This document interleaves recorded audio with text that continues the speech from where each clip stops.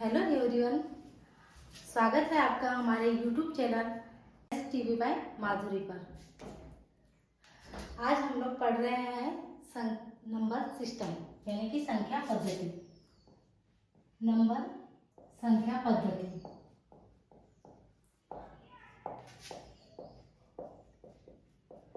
Number system आपको सभी प्रकार की कॉम्पिटिटिव एग्जामों के लिए बहुत ही इम्पोर्टेंट टॉपिक होता है। जितनी भी आप कॉम्पिटिशन एग्जाम की तैयारी कर रहे हो उसमें आपको नंबर सिस्टम जो है एक मिलना ही मिलना है। ये टॉपिक आना ही आना है आपको 2 से 3 मार्क्स का। तो आज हम इसके बेसिक चीज़ों पर ध्यान देंगे, इस पर बेसिक चर्चा करते हैं। नंबर सिस्टम क्या होता है? नंबरों का एक प्रकार का सिस्टम होता है। इसमें बहुत प्रकार की संख्या होती है। तो सबसे पहले हम आज प्राकृत संख्या के बारे में बात करेंगे। यहाँ पे प्राकृत संख्या, प्राकृत संख्या या इसको कहते हैं नेचुरल नंबर।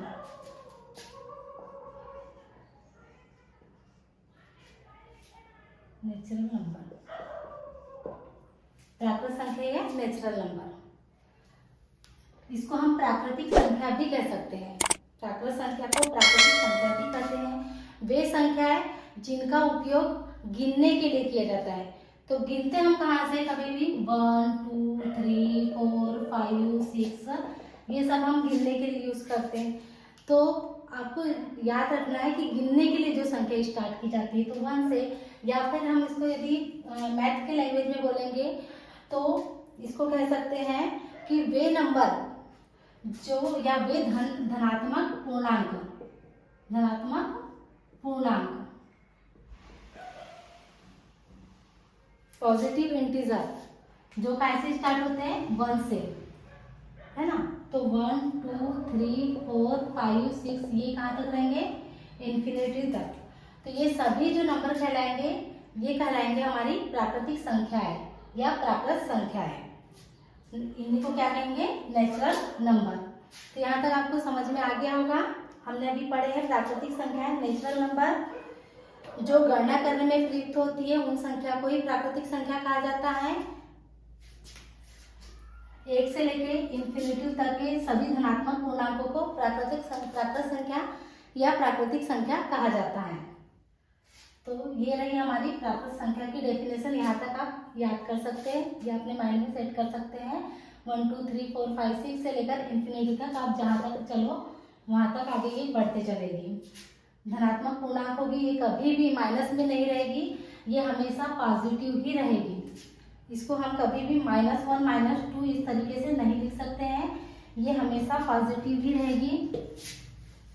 तो ये हमारी प्राकृत संख्या थी। अब हम सेकेंड आते हैं नंबर सिस्टम के अंतर्गत ही संख्या पद्धति में पूर्ण संख्या। जिस प्रकार से ये प्राकृत संख्या के ऊपर हमने देखा है उसी प्रकार से अब हम पूर्ण संख्या को पढ़ेंगे। तो पूर्ण संख्या में ज़्यादा डिफरेंट नहीं आएगा। पूर्ण संख्या भी जितनी भी प्राकृत संख्या होगी वो सारी पूर्ण संख्या के अंतर्गत आएगी। क्या हो जाएगी? पूर्ण संख्या। इनको क्या कहा जाता है? Whole number. Whole number. जितनी भी प्राकृतिक संख्या है वो सारी पूर्ण संख्या के अंदर आती है, लेकिन पूर्ण संख्या प्राकृत संख्या के अंदर नहीं आएगी। इसका कारण क्या है कि जो पूर्ण संख्या होती है उसकी स्टार्टिंग होती है 0 से, लेकिन प्राकृत संख्या की स्टार्टिंग हम कहाँ से हो जाएगी? 1 से। तो प्राकृत संख्या तो पूर्ण संख्या में आ जाएगी, लेकिन क्या पूर्ण संख्या प्राकृत संख्या में आएगी? तो नहीं।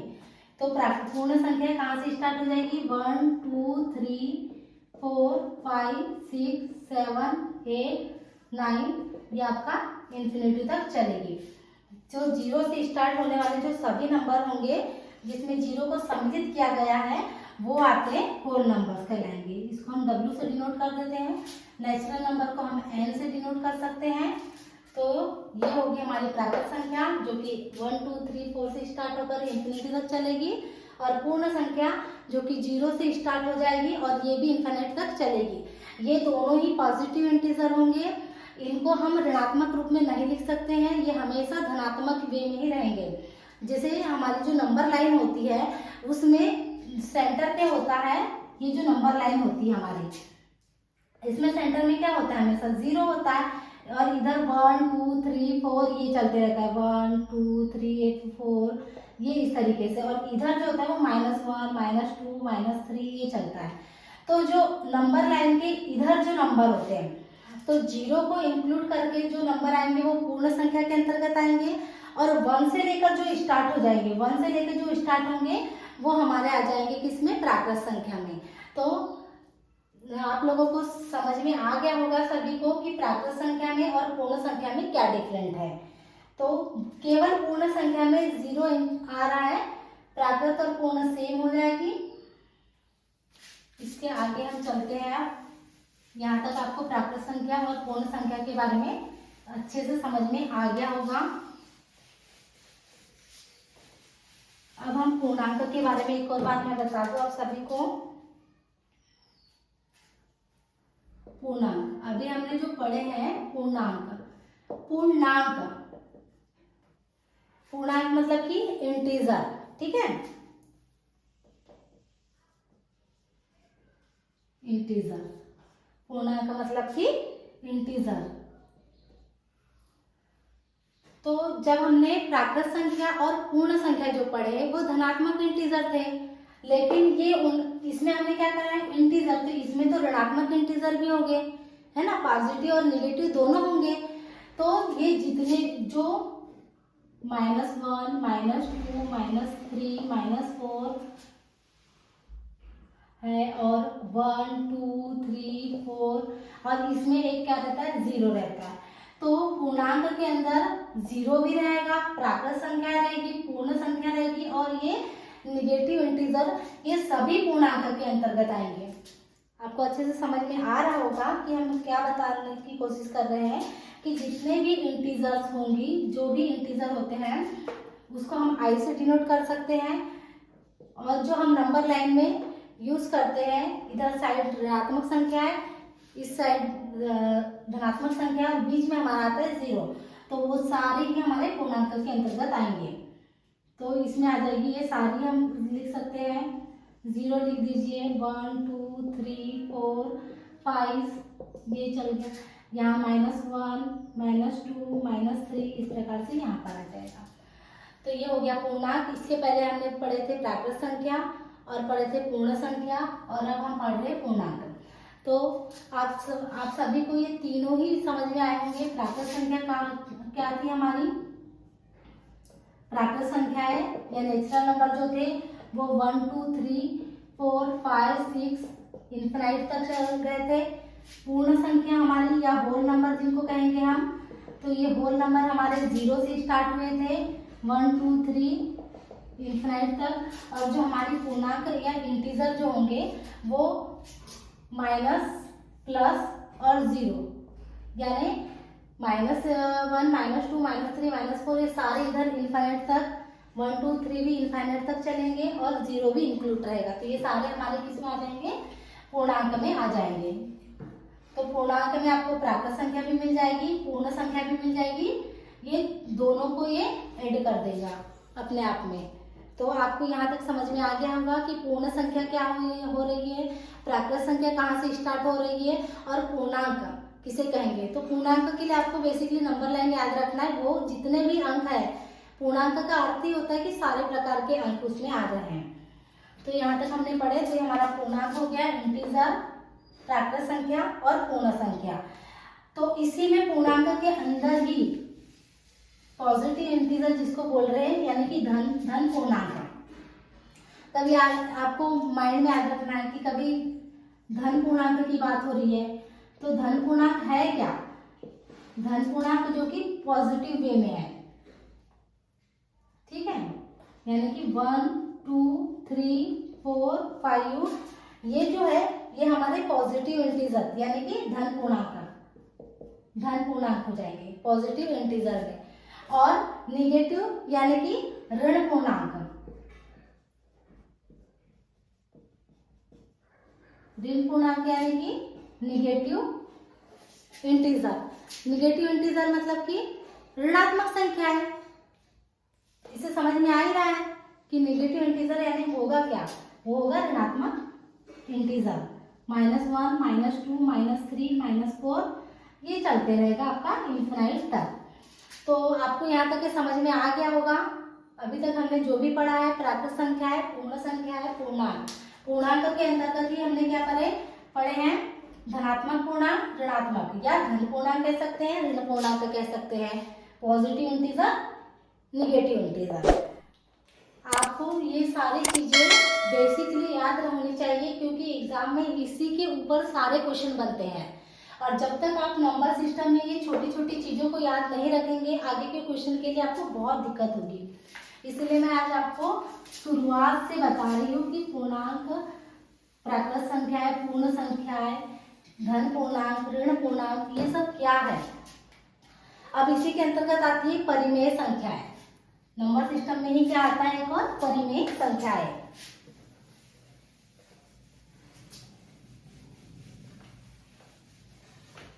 परिमेय संख्या मतलब कि रैशनल नंबर,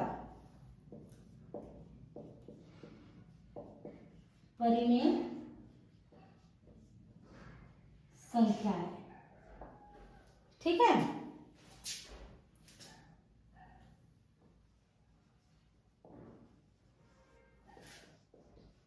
रैशनल नंबर,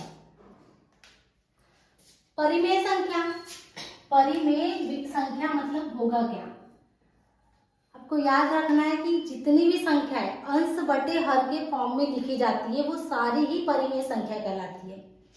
जितने भी रियल नंबर्स होंगे जो अंश बटे हर में लिखे जाते हैं, p/q के फॉर्म में लिखे जाते हैं, जितने भी जो रियल नंबर होते हैं, जितने भी नंबर्स होंगे, ये जो भी संख्याएं जो है वो p/q मतलब कि क्या कह सकते हैं, इसको हम बोल सकते हैं अंश और इसको हम बोलेंगे हर। यानी अंश और हर के जो फॉर्म में लिखी जाती है जो भी संख्या है, लेकिन इसकी एक कंडीशन होती है परिमेय संख्या की, कि ये जो हमारा हर है यानी कि q है, ये कभी भी 0 के इक्वल नहीं होना चाहिए। 1 हो सकता है, 2 हो सकता है, 3 हो सकता है, 4, लेकिन 0 के इक्वल नहीं हो सकता है। तो q is not equal to 0। Then परिमेय तब वो क्या कहलाएगा, p/q जो हो जाएगा अंश बटे हर रैशनल नंबर में लिखा जा सकता है। यदि ये 0 के बराबर हो जाता है, यदि कभी हम इसको कोई भी संख्या है 2/0 ले रहे हैं, तो ये कभी भी परिमेय संख्या या रैशनल नंबर नहीं होंगी, कभी भी रैशनल नंबर नहीं होंगी। तो यहाँ पे हमेशा क्या होना चाहिए, 1 2 3 4 ऐसा कोई भी डिजिट आप ले सकते हैं। तो ये सारी संख्या हमारी क्या कहलाएगी, परिमेय संख्या कहलाती है। अब अपरिमेय संख्या, जिस प्रकार से ये परिमेय संख्या है, p/q के फॉर्म में हमने परिमेय संख्या लिखे हैं, तो अपरिमेय संख्या क्या होगी, तो अपरिमेय संख्या जिसको हम इस फॉर्म में नहीं लिख सकते हैं, यानी कि p/q के फॉर्म में नहीं लिख सकते हैं जिस संख्या को, वो सारी अपरिमेय संख्या कहलाती है। जैसे कि क्या हो गया, √2 हो गया, √3 हो गया, √4 हो गया, इस टाइप की जो भी संख्या है, या डेसिमल नंबर्स हो सकते हैं, 3 है ना, 3.14, इस प्रकार के। तो जो संख्या हमारी क्या है, परिमेय संख्याओं में व्यक्त नहीं हो रही है, √2 को आप परिमेय संख्या के रूप में लिख सकते हो क्या, नहीं लिख सकते। हाँ, इसका कोई मान होता है 1.414 इस टाइप से, तो आप ये मान लिख सकते हो, लेकिन क्या इसको हम परिमेय संख्या के रूप में लिख सकते हैं, नहीं लिख सकते, क्योंकि ये जो डिजिट है ये हमको कंप्लीट पता नहीं है कि ये कहाँ तक आगे बढ़ रहा है। √2 का मान, √3 का मान निकलता जरूर है, लेकिन ये पता थोड़ी ना कि ये कहाँ तक आगे बढ़ रहा है। तो आपको जो भी संख्या है परिमेय संख्या के अंतर्गत, अपरिमेय संख्या के अंतर्गत वे संख्या लेना है अपरिमेय संख्या है। अपरिमेय संख्या क्या हो जाएगी, जो कि अपरिमेय संख्या है जो हो जाएगी, जो p/q के फॉर्म में नहीं लिखी जाती है। एक बार देख लो अच्छे से, अपरिमेय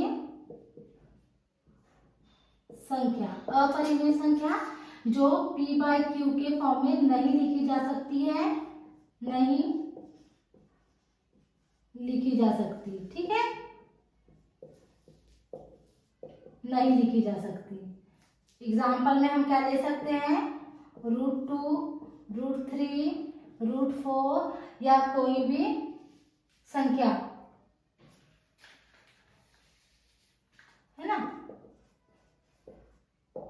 इस टाइप से आप कोई भी नंबर ले सकते हो जिसको हमको p बाई क्यू के फॉर्म में नहीं लिख रहे हैं तो वो अपरिमेय संख्या है, जिसको हम p बाई क्यू के फॉर्म में लिख सक रहे हैं तो वो परिमेय संख्या। तो अभी तक के लेक्चर में हमने पढ़ा है संख्या पद्धति नंबर सिस्टम में। सबसे पहले हमने प्राकृत संख्या पढ़े हैं। एक बार हम आपको फिर से याद दिला दें क्या क्या हमने अभी तक के पढ़ा है शॉर्ट तरीके से, ज़्यादा लंबा ना लेते हुए। सबसे पहले हमने क्या पढ़ी थी, प्राकृत संख्याएं, नेचुरल नंबर, है ना। नेचुरल नंबर जो थे हमारे वो थे 1 2 3 4, ये इनफाइनाइट तक चले हैं। फिर हमने पढ़ी थे पूर्ण संख्याएं। पूर्ण संख्या हमारी चली थी 0 से स्टार्ट हुई थी, 0 1 2 3 4 5, ये इनफाइनाइट तक चली थी। इसके बाद में हमने पढ़े थे पूर्णांक। पूर्णांक में भी हमने क्या क्या पढ़े थे, पूर्णांक यानी कि इंटीजर। पूर्ण संख्या मतलब कि होल नंबर। आप इसको W से डिनोट करिए, इसको N से डिनोट कीजिए। पूर्णांक मतलब कि इंटीजर को I से डिनोट करके दिखा रहे हैं।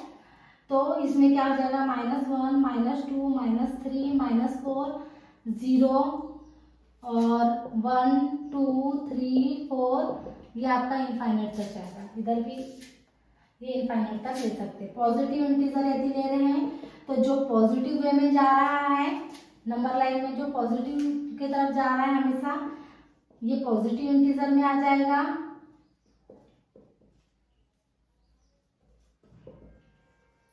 नेगेटिव इंटीजर में आपका आ जाएगा -1 -2 -3। इसके बाद आ गई थी हमारी परिमेय संख्या है। परिमेय संख्या है rational number.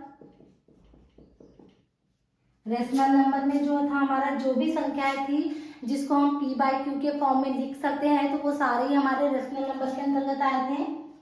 p by Q के फॉर्म में लिख सकते हैं, ठीक है, लिख सकते हैं। बहुत ही आसान तरीके से आपको यहाँ पे मैं सारी चीजें बता रही हूँ, आपको कहीं भटकना नहीं पड़ेगा। एक बार याद कर लोगे तो हमेशा याद रहेगा कि प्राकृत संख्याएं क्या होती है, नेचुरल नंबर, पूर्ण संख्याएं, होल नंबर, पूर्णांक, इंटीजर, पूर्णांक में पॉजिटिव इंटीजर व नेगेटिव इंटीजर, परिमेय संख्याएं, रेशनल नंबर, और इसी में अपरिमेय संख्याएं। अपरिमेय संख्याएं, अपरिमेय संख्याएं जिनको p बाई क्यू के फॉर्म में नहीं लिख सकते, ठीक है, नहीं लिख सकते। लेकिन इसमें एक क्या कंडीशन थी कि q is not is equal to 0। ये कंडीशन भी आपको हमेशा याद रखना पड़ेगा। यदि q 0 के इक्वल तो होगा ही नहीं, क्योंकि ये यदि 0 हो गया तो आपका परिमेय संख्या तो बनेगी ही नहीं ना। तो आपको ये कंडीशन भी याद रखना पड़ेगा कि p is not equal to 0। इसके उदाहरण जैसे हमारे एग्जाम्पल थे, √3 था, √2 था, √3 √2 √5, √4 नहीं लिखेंगे, ठीक है। √4 मतलब कि 2, तो 2/1 क्या हो जाएगी। जैसे मान लो आपने यहाँ पर लिख लिया है, या आपने लिखा √4, तो √4 क्या होता है, 2 का रूट है ना। किसका स्क्वायर होता है, 4 होता है 2 का स्क्वायर। 2 का स्क्वायर हो गया, स्क्वायर से रूट काट गया, आपका आ गया 2, तो 2/1। यदि हमारे किसी संख्या के नीचे कुछ नहीं होता, मतलब हमारे जेब से तो 1 चले ही जाता है, तो ये हमने 1 दे दिए, तो ये हमारा p बाई क्यू का फॉर्म आ गया। तो जब ये p बाई क्यू का फॉर्म आ गया है तो ये परिमेय संख्या कहलाएगी। क्या परिमेय संख्या कहलाएगी, अपरिमेय संख्या थोड़ी कहलाएगी, है ना। तो यहाँ तक आपको क्लियर हो गया होगा। इन सारी जो आपको डिटेल में पढ़ाया जा रहा है वो आपकी एग्जाम्स के लिए बहुत ही इम्पोर्टेंट होगा। जो सभी कॉम्पिटिटिव एग्जाम, चाहे वो किसी भी स्टेट से रिलेटेड क्यों ना हो, सभी में आपको ये सब चीज़ें पूछी जाती है। और इसी प्रकार की अच्छी वीडियो को देखने के लिए हमारे YouTube channel best TV by Madhuri को सब्सक्राइब, है ना, ताकि और बेल आइकन भी दबाइए, ताकि हम जो भी नए वीडियो आपको यहाँ पे बता रहे हैं वो आप तक जल्दी से जल्दी और सबसे पहले पहुँच जाएगा। अब इसके बाद में हम आते हैं सम संख्या के ऊपर। नंबर सिस्टम यहाँ तक बेसिक पढ़ा दिए हैं। अब हम पढ़ेंगे सम संख्या। सम संख्या संख्या पद्धति में ही जो नंबर सिस्टम के अंतर्गत क्या आएगी, एक सम संख्या। सम संख्या मतलब सम इवन नंबर। अब आपको सम से समझ में ही आ रहा होगा, इवन नंबर सभी संख्या है जो 2 से डिवाइड होती है या 2 की मल्टीपल है ना, 2 की मल्टीपल है। क्या है? सारी संख्याएं जो 2 की मल्टीपल है वे क्या कहलाएगी, सम संख्या। यानी कि वो 2 से डिवाइड हो जाएगी, 2 की मल्टीपल होगी। या आप कह सकते हैं जैसे अपन बोलते हैं कि 2 है तो 2 के बाद 4 आ गया, 4 के बाद 6 आ गया। यानी कि ये जो जितनी भी 2 की मल्टीपल संख्या है आपको दिखेगी, ये सारी सम संख्या के अंतर्गत आएगी। तो 2, 4, 6, 8, 10, 12 ये जितना जो भी आगे चलते जाएगी ये सारी क्या कहलाएगी, सम संख्या कहलाएगी, इवन नंबर। ठीक है, यहाँ तक आपको समझ में आ गया होगा कि सम संख्या क्या होती है। सम संख्या में आपको कुछ याद ही नहीं रखना है, 2 की मल्टीपल जितनी भी संख्या है वो सारी सम संख्या कहलाएगी। और फिर दूसरा आता है हमारा विषम संख्या। विषम संख्या। अब विषम संख्या मतलब जो 2 की मल्टीपल नहीं होगी वो विषम संख्या, क्योंकि 2 की मल्टीपल वाली तो सम संख्या हो गई। तो अब जो 2 की मल्टीपल नहीं होगी मतलब विषम संख्या, ऑड नंबर है ना, ऑड है, ऑड बोले ऑड नंबर, 2 की मल्टीपल नहीं है भाई नंबर। जैसे कि 1, 3, 5, 7 ये सारी किस में आ जाएगी, विषम संख्याओं में। तो अभी तक हमने नंबर सिस्टम में जितना भी पढ़ा है, क्या क्या पढ़ा है, प्राकृत संख्या, पूर्ण संख्या, पूर्णांक, पॉजिटिव इंटीजर आ गया पूर्णांक के अंतर्गत, नेगेटिव इंटीजर आ गया, परिमेय संख्या, अपरिमेय संख्या, सम संख्या और विषम संख्या। तो उम्मीद है कि आपको हमने अभी तक जो भी पढ़ाया है अच्छे से समझ में आया होगा। तो इसी तरीके से इजी वे में सीखने के लिए हमारे YouTube channel maths TV by Madhuri को से जुड़े रहें and please share, follow and subscribe this channel. Thank you.